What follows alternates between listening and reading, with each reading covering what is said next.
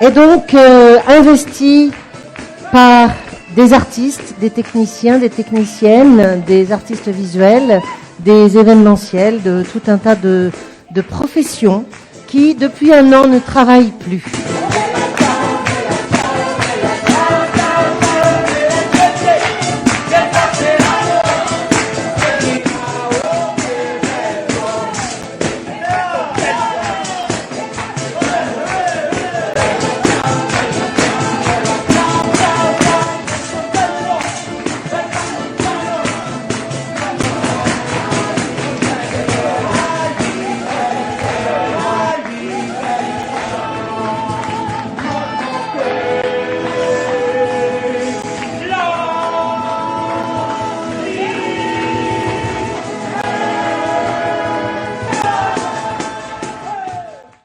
Les raisons, il y a ce qui nous concerne personnellement, nous en tant qu'intermittents, mais je pense que je viens plus en tant que citoyen qu'en tant que comédien, parce que je crois qu'il y a un tsunami social monstrueux qui s'annonce, notamment avec la réforme de l'assurance chômage, et je viens pour essayer de montrer qu'on est là, qu'on est présent et de faire prendre conscience au maximum aux gens, au-delà de nos métiers, de ce qui les attend, de ce qui leur prend au nez. J'ai l'impression qu'on est dans un immeuble qui brûle et je vois beaucoup de nos concitoyens, de nos contemporains qui se disent « je m'en fous, c'est pas mon étage ». Mais si, ça va arriver à ton étage, mon gars. Toi aussi, alors si tu prends pas ton extincteur avec tout le monde, toi aussi tu vas y passer. Et c'est surtout ça que moi je voudrais porter, quoi, faire passer. Et ça se passe bien, alors c'est en accord avec les attentes que tu avais ici, là, le fait Oui, parce que je crois que c'est quelque chose qu'on met pas mal en avant, oui. Oui. Ouais. Et toi, en tant que comédien, ça a été compliqué quand même depuis un an. Oui, c'est pas évident, bien sûr. Oui. D'un seul coup, il a fallu arrêter. Il a fallu arrêter d'un coup. Il y a eu le premier confinement, j'étais en répétition à ce moment-là. Et oui, on a du tout arrêté. Et puis depuis un an, de temps en temps, on a eu des périodes où on pouvait de nouveau un peu reprendre le travail, mais globalement c'est pas ça, quoi. Mais il y a aussi le fait quelle est la légitimité de nos interlocuteurs, en fait. C'est ça aussi. C'est ça, bien sûr que c'est ça. Nous, on a un outil de travail, on produit quelque chose et on discute avec des gens qui ne produisent rien, mais qui par contre sont au pouvoir, sont aux manettes. Et je pense que c'est là qu'il y a un travail d'émancipation à faire.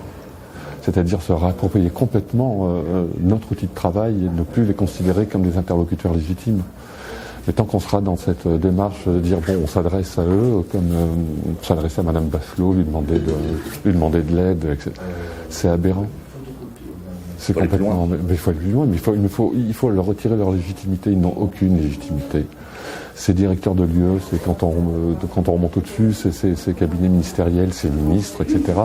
ne sont là que parce que nous produisons la richesse qui leur permet d'être là.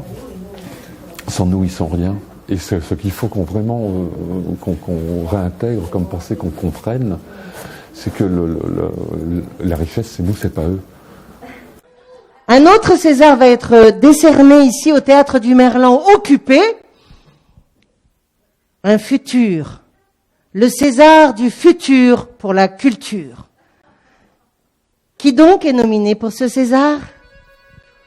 Je ne sais pas. Roselyne Bachelot, Jean Castex, Emmanuel Macron et Elisabeth Borne. Ça va, vous? Bah, ça va. On est là, c'est bien. Vous avez toujours cours ou pas? Ouais. Un peu. Il y a plein de cours qui ont été en Zoom. Et du coup, tous nos cours théoriques sont passés en Zoom et nos pratiques... c'est une formation, on fait autant de pratiques que de théorie. Et du coup, là est tout l'intérêt. Souvent, on y va là-bas pour ça. Et là, avec le Covid, il y a plein de trucs qui ont été annulés et des cours où on se retrouvait derrière notre ordi toute la journée. Et quand tu fais du théâtre derrière un écran, ça perd un peu de sens, quoi. T'es là, qu'est-ce que je fous ici? Mais là, ça reprend petit à petit et du coup, ça fait vraiment plaisir. Nous, on sort d'une création. Pendant un mois, on montait un spectacle Et là, c'était vraiment chouette de retrouver une équipe, un théâtre, de pouvoir créer tous ensemble et tout. Ouais. Puis le directeur d'études de notre filière, il s'est vraiment battu pour qu'on reprenne au plus vite possible les cours en présentiel. Donc les ateliers, on a pu reprendre assez vite, mais les cours théoriques, là, nous, on est encore en visio. En théorie, on n'a pas de cours. Mais bon. Et donc, vous êtes là pourquoi, en fin de compte, alors ? Alors, moi, à la base, j'étais venue surtout pour me renseigner un peu plus sur justement cette nouvelle réforme du chômage, tout ça. Et puis parce que c'est beau d'avoir un lieu un peu de convergence où on se retrouve, où il y a plein d'artistes, de techniciens, il y a plein de gens qui font plein de choses et de se retrouver à pouvoir dialoguer avec nous, on va rentrer dans ce milieu-là, enfin on espère, et du coup de dialoguer avec des gens qui aujourd'hui y sont, c'est quoi nos problématiques communes et qu'est-ce qu'on veut, tout ça. Enfin, moi c'était surtout pour rentrer dans un dialogue que je suis venue ici. Pareil, et puis en fait nous on a vu que les théâtres étaient occupés, que ça prenait de l'ampleur comme ça, et on s'est dit ouais, nous aussi on veut rejoindre ce combat-là parce qu'on est étudiants et qu'on a juste envie de retrouver des scènes et de retrouver des gens et de refaire du théâtre et tout. Et du coup on s'est dit que comme c'était ouvert ici et qu'on a été hyper bien accueillis, on s'est dit on va faire un tour là-bas, voir comment ça se passe, et du coup on a discuté un peu avec tout le monde. C'était intéressant ?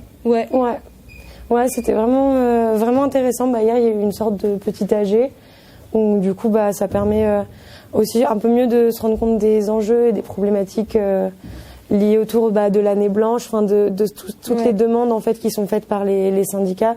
Parce que moi, c'est vrai que je pensais réouverture des théâtres, mais en venant ici, je me suis rendu compte que c'était vraiment pas que ça et qu'il y avait vraiment tout le contexte autour des droits qui sont enlevés petit à petit, tout ça. Et du coup, c'était très intéressant. Oui, c'est droit à la culture, droit aux acquis sociaux. Voilà, c'est ça.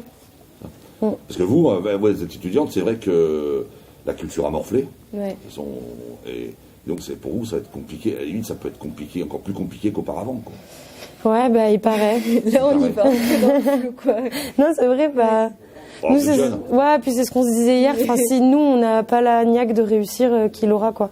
Donc, nous, on essaye de prendre les choses avec légèreté, même si en soi, c'est pas une période facile pour le monde de la culture, mais on se dit, voilà. Mettre les deux pieds dans le plat et voir ce qui se passe. Voilà. On a l'époque qu'on a et on doit se débrouiller avec. Des indemnités journalières de la sécurité sociale que nombre de femmes enceintes n'ont pas, non plus, parce que les artistes enceintes ou les techniciennes enceintes n'ont pas travaillé suffisamment pendant l'année que nous avons vécue sur ce Covid. Donc, sans indemnité journalière de grossesse, ou même pour des gens qui tombent effectivement dans la maladie, des jeunes, des moins jeunes, des plus âgés, dans nos professions, pas d'indemnité journalière lorsque l'on a des lourdes maladies. Et là, nous sommes avec quelle nomination ? Toutes les femmes, tous les hommes pour la maladie. Et là, Elisabeth Borne, nominée. J'ai été un des premiers avec l'équipe. Enfin, on était 5. Au début, on est arrivé, c'était 14h à peu près le vendredi, pour discuter justement de l'occupation avec la directrice, qui a accepté sous certaines conditions par rapport donc au protocole sanitaire. Donc on s'est mis d'accord et puis tout se passe très bien là pour le moment. C'est quoi tes motivations, toi, premières par rapport à ça aujourd'hui ? Mes motivations premières, déjà essayer de comprendre une situation dans un premier temps. On a repris le travail donc en septembre-octobre. Donc on nous a imposé tout un protocole drastique. Donc qui a très bien marché, des demi-jauges dans les théâtres, distanciation, etc., gel, masque, donc tout ça. Et début novembre, on nous dit stop, on arrête tout. Donc déjà, on comprend pas trop, sachant que dans certains lieux dans lesquels je travaille, ils sont allés jusqu'à acheter des outils en plusieurs exemplaires pour pas qu'on se refile les outils entre nous. Donc c'est allé très loin. On a dépassé le protocole officiel, on va dire. Et là, d'un coup, plus rien. Sachant que toutes les autres entreprises, que ce soit les grandes surfaces ou n'importe quelle entreprise fonctionne. Nous, non. Donc déjà, on comprend pas trop le pourquoi du comment. Et en cherchant, il y a rien pour nous, quoi. Moi, je suis chez moi, tout seul. Ils ont repoussé nos droits jusqu'au 31 août. Sauf que je peux pas faire mes heures cette année. Donc moi, au 31 août, je me retrouve au RSA. Clairement. Donc du coup, gros choc. Donc du coup, voilà, quoi. C'est pas possible de laisser empêcher de travailler des dizaines de milliers de personnes, les mettre au RSA sans aucune solution alternative.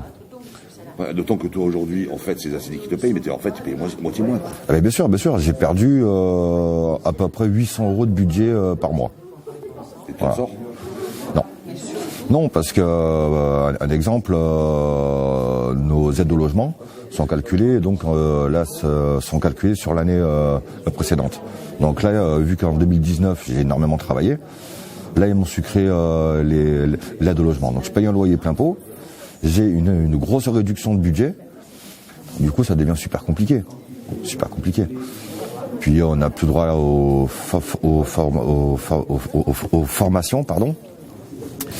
Et les congés spectacles aussi, qui pour nous représentent, on va dire, entre guillemets, un 13e mois. Là, cette année, rien. Donc du coup, super compliqué. Ouais, super compliqué, et puis en fin de compte, l'envie de travailler, quoi. Bien sûr. Au-delà du fait de... Ah mais bien sûr. 30 ans de carrière, vous imaginez bien que mon métier, c'est ma passion. Et puis rester à la maison à rien faire. Sans aucun lien social. C'est super compliqué, je veux dire.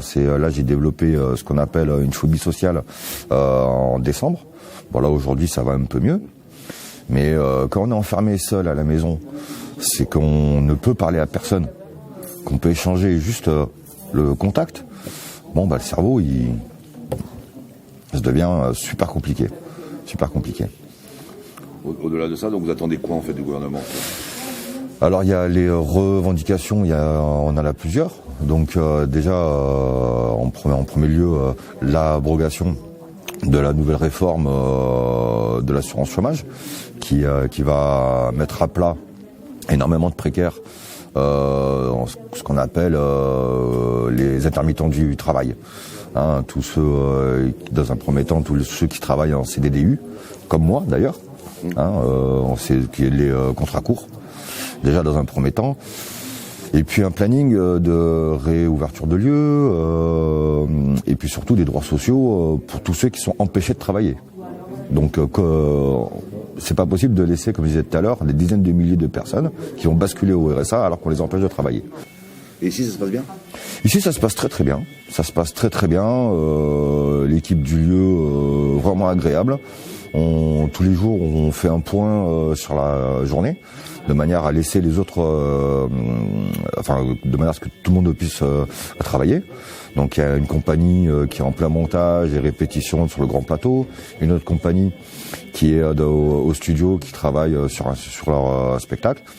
Donc du coup, on essaie de coordonner tout ça. Tous les jours, on fait un point et ça se passe au top, vraiment. Et vous faites pourquoi le Merlan ? Pourquoi le Merlan ? Parce que bon, déjà, c'est un lieu représentatif de par son travail, de par sa position, quartier populaire, etc. Et parce que nous, c'est ça aussi qu'on veut, quoi. C'est nous aller dans un lieu, élitiste. On a envie de travailler avec l'humain. Voilà, on a envie surtout d'informer et d'échanger avec l'humain. Donc je pense que le lieu ici est tout à fait adapté pour ça. En donnant rendez-vous tout de même à tout le monde ici, au Théâtre du Merlan, situé dans le 14e arrondissement de Marseille, un quartier populaire, s'il en est, où il se passe des tas de choses. Alors, donc, nous continuerons à résister ici, au Théâtre du Merlan, et on vous donne rendez-vous demain 14h pour la prochaine AG. Assemblée Générale, débat, agora, pour que la lutte continue!